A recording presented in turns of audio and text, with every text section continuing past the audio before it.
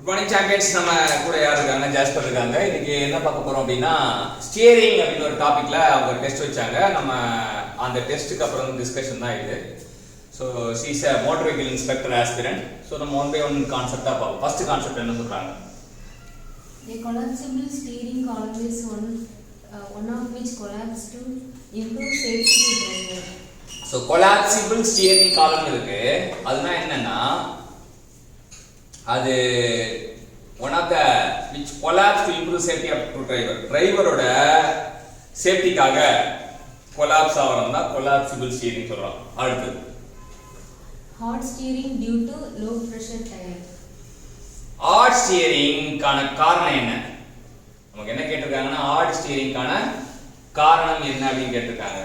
Heart ஸ்டியரிங்கான காரணம் என்னன்னா, லோ பிரஷர் டயர் தான் ஹார்ட் ஸ்டியரிங்கான காரணம் அப்படின்றாங்க. நம்ம ஸ்டியரிங் வந்து ஹார்டா இருக்கு அப்படின்னா டயர்ல வந்து பிரஷர் வந்து லோவா இருக்கு. வி கேன் சென்ஸ் அப்படி ஓட்டும் போது லோ பிரஷர் டயரா லோ பிரஷரா இருக்கு, அப்ப காத்த குடிக்கணும் அப்படின்னு அர்த்தம். ஓகே, அடுத்து Power assisted steering is associated with decreasing the driver fatigue.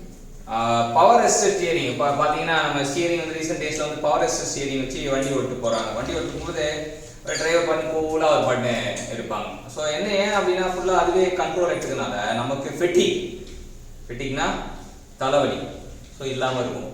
Driver ஃபெட்டிக்கை குறைக்கிறதுக்கு தான் நம்ம என்ன கொண்டு வந்திருக்கோம், பவர் அசிஸ்டட் ஸ்டியரிங் கொண்டு வந்திருக்கோம். அடுத்து Type of valves are used in hydraulic power steering system of automobile in mechanical servo. So என்ன மாதிரியான வால்வ் வந்து ஹைட்ராலிக் பவர் ஸ்டியரிங்ல யூஸ் பண்றாங்க அப்படின்னா, மெக்கானிக்கல் சர்வோ வால்வ் தான் யூஸ் பண்றாங்க. மெக்கானிக்கல் சர்வோ வால்வ் தான் யூஸ் பண்றாங்க. Purpose of recirculating ball type steering gear. எதுக்காக? Recirculating ball type steering gear நம்ம யூஸ் பண்றோம். Is to reduce the operating friction. So operating ஃபிரிக்ஷனை ரெடியூஸ் பண்றதுக்கு தான் நம்ம ரீசர்க்குலேட்டிங் பால் டைப் ஸ்டியரிங் இது பண்றோம். அடுத்து In most of vehicles, the front track as compared to the rear track is less. So front track ஒன்று இருக்கு, ரியர் ட்ராக் இருக்கு. ரெண்டுத்துல பாத்தீங்கன்னா front track as compared to rear track லெஸ்ஸா இருக்கும் அப்படின்றாங்க. அடுத்தது ஸ்டியரிங் புல்லிங் ஆர் வாப்லிங் எதனால ஏற்படுது? Due to less tire pressure. So low pressure hard steering வந்து நம்ம லோ பிரஷர் பார்த்தோம். இங்க ஸ்டியரிங் புல்லிங் ஆர் வாப்லிங்கும் வந்து லெஸ் டயர் பிரஷர்னால தான் நடக்குதுன்றாங்க. Central part of the front axle is provided with downward sweep. So downward ஸ்வீப்போட நம்ம வந்து central part of the front ஆக்சலை ப்ரொவைட் பண்ணுவோம் அப்படின்னு சொல்றாங்க.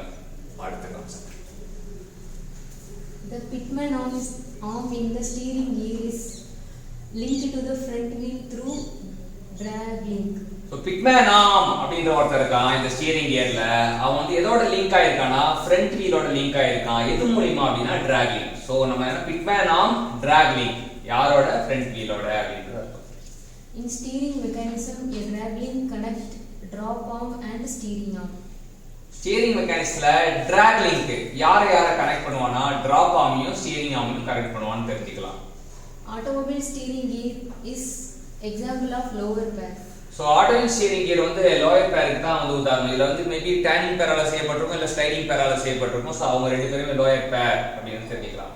Drive axle, simple beam support the vehicle or usually the front axle contain differential. So drive ஆக்சல்னா என்ன அப்படின்னா, அது வந்து simple beam support. Simple beam support the vehicle are usually the front axle contain differential. So இதான் drive axle சொல்றாங்க.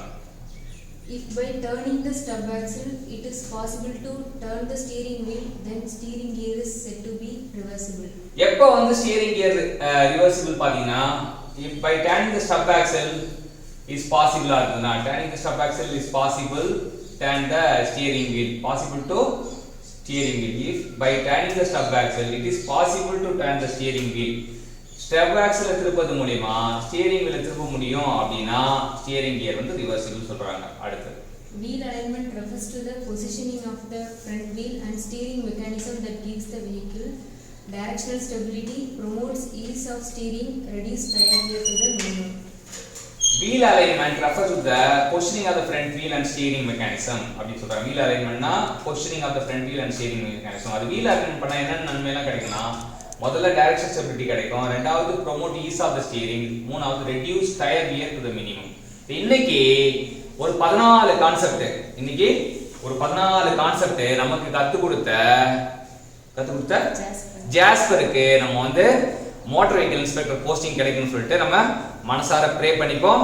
அவங்க இந்த கான்செப்டை நம்ம கத்து கொடுத்ததுக்காக அவங்களுக்கு பாராட்டுகள் தெரிவிப்போம், வாழ்த்துவோம், நன்றி தெரிவிப்போம். தேங்க்யூ.